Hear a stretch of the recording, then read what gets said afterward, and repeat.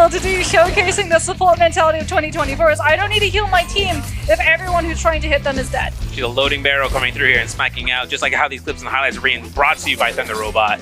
Born for gaming, gamers united. You know, Jing Yu's looking crazy here in the beginning seconds. Now BBE having to go ahead through that fight. We'll see them later on. Meanwhile, JL took a Romy Yang fight, the first Romy Yang fight they took, and they took it against Team Bauda. And the moment that this happened, the moment Fang found the double grab, these guys were cooked regardless of the situation. And did you see as well? We just got to see VVV like holding the Valda Spear, waiting to try and catch mid-air the Matari into the regrab for the Tianhai, and it's only off of the blink that the Matari is able to frame focus through that Valda Spear connection. As we can have a look at Bauda coming on through peak, very much showcasing his prowess on the Siren. This RMB into LMV catch? Too good. Oh my goodness, there he goes. You know what? It blew my mind as well as blew the head off SYN's minds. And then Team Bauda is taking peak to the whole new level to the skies, taking out XCM, taking first place, taking the multiplier. He's having that stricken water, you know, the man's parched. He's going to go ahead and see towards the Zai being that MVP. Now, Zai has more damage, you know, and more kills. That's most of the more, less damage, but more. Or a tap dodge, but you're just going to be kited into more additional damage. Exactly, yeah, and the teammates are more quintessential into that composition. You can tell that OUG's has took full control of this in his own hands, but with his teammates to lock it in with Xingyu and the King, you can see the spacing allowing for them to lock one target down. That's Sin's Mind's going down from their first Romy Yang, and the laser beam with the teammates looking for the Saggers, the Zai looking for the omnidirectional attacks from a range position, and then the Dazzle to cut off that Scare Rush disengagement completely, throwing SYN out of that Romy Yang. Once the lockdown was had, it was going to be a Jover experience. There's the RMBs. Oh, we're going to see the Valda V1. We're definitely going to see JL. What a parry coming up through from VVV. Able to find the damage with the full sword. Puts himself onto the sidelines. Wanted to go for that scale rush. Grabs the soul bloom that he'd left behind. Sets the scale rush up to be able to interact with that zip. And then goes through with the F1 to just fully close out the spacing that they had available to them. Here's a drop down coming up through now from VVV with the bow shot off of the double grab that One Feng was able to set up into the Valda Spear regrab, into that Tianhai bow shot headshot yet again, into another Valda Spear regrab. Crazy stuff coming up through from the Valda Tianhai duo.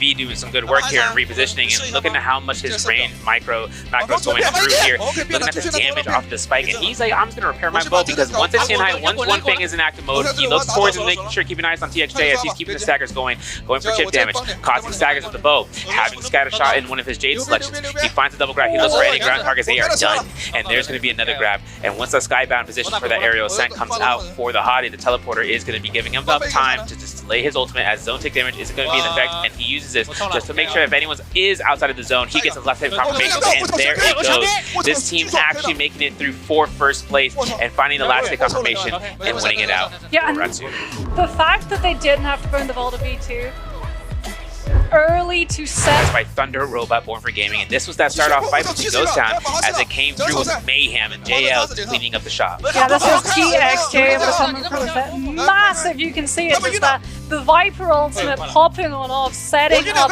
that immediate follow through with VVV having swapped over to the musket to be able to deal the damage necessary to pick up that kill. They understood they wouldn't have the timing off of the CC to close up the distance, so they were ready and raring to go with the follow through before coming in and just cleaving through the two other teams that had been competing.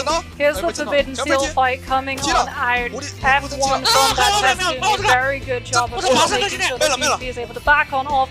Outside of the Forbidden Seal comes through with the Tesla ultimate, because if you throw it on the outsides of the Forbidden Seal, it still gets to CC the players in the inside of it. Yeah, and taking that into account is a taxatious effort that this team has done through so far. So again, and there's the Tesla ultimate and the Soul Bloom pickup for the 30% rage over time. And now comes down towards the point. VVV takes the chase into his own hands and looks to parry, confirms a sap hit. That was Wolves 9 HQ. As a result, he even slapped and just makes sure to pick up the Soul Bloom right into the face of danger. Goes straight into the spotlight for another Tesla enchant. Even though the highlight of Polaris activating the V2 was in play, He had a fan. He was looking for the range blue focus even after this champ, but the parry was on standby from this team as it comes from the background from TXJ. He even having a Sap Jade, even the sustain being as strong as it is, was just not enough for Balls to stay alive throughout that moment. Yeah, hyper awareness as well in terms of JL. You can see the camera angles that they're looking at, always looking above,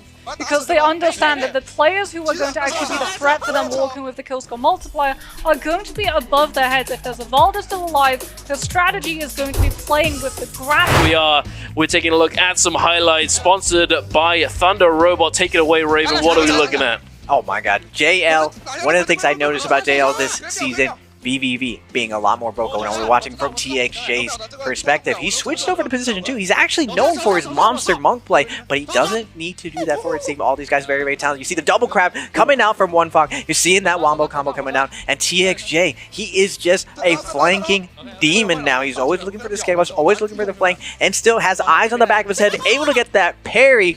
BBB yelling, screaming. He wants that two-piece. He wants that back-to-back. Jamming on TXJ. Now looking for the flank, and their positioning is impeccable. You just always see TXJ with vision of the entire fight. The cleanup with the Draco Storm. When you get to this point in the game, I always say, you're not going to always have the best game, but when you get there, you need to capitalize on it. You're seeing JL, once they get here, once they get the gold armors, it is a done deal. They play very, very conservatively, be able to wipe out Ares, and they go to this end game looking to close it out. You don't see that overcommitment, and you see how important that Spirit Well is. They're running out with 5 ultimates every single time. TXJ taking to the skies. You see the BBB bubble coming out. My man just loves running the off meta ability. TXJ doing a good job sitting right on the end of the zone, making sure to set up the cube so he can get his Transformers to go to that heal off. Now holding the center. He will get parried with the Vajra, but he's going to come down and still keep looking for the hits. He doesn't need to get the last hits. It's all about the heal offs in this situation. Dodging the Zai. Now I'm going to get the flank. VVV with the combo. Jabbing's going to come in. Double stroke loop grab. TXJ making it look easy. Now, I do want to talk to you a little bit about this. The F1 bubble from Valda. It's we have some highlights from that game brought to you by Thunder Robot. Take it away, Raven. Alliance rocking it in the sandy desert. Those pole swords going crazy. Yeah, off spawn, they did dominate the sound. Now, traditionally, this is where JL lands. Alliance able to find a nice little spot, fully south to the side, able to find a nice isolated fight. Off spawn, and we're seeing on the back of that focus slide, like you were saying, Duncan, focus slide. Whole sword focus slide, still one of the staples in trios. Nice spacing out, coming out from Yuma, looking for that flank. Temmy's going to be dropping down, hitting him with the R&B. Last hit situation, Temmy on Temmy action, but the focus slide, winning that neutral, sliding by and finding the kill. Now following in, going in with the flank again, just focus slide, so devastating and neutral, but everyone's down the last hit. It's very easy to throw that situation, but Alliance able to stitch it up, close it down. Still, Yang depletion. They don't win the second one. They had to find a way back into it. I believe this was CWSS. Now, yes, it was. Temmy, Yuma, really big for his team, finding these nice flanks with the pulse sword, with the blistering. Nice up rolling him out, but Tar's able to dodge out of there, but he's keeping up the pressure. Nice job on the back foot of Takeda, set up his Temmy, but Temmy leading the charge right now.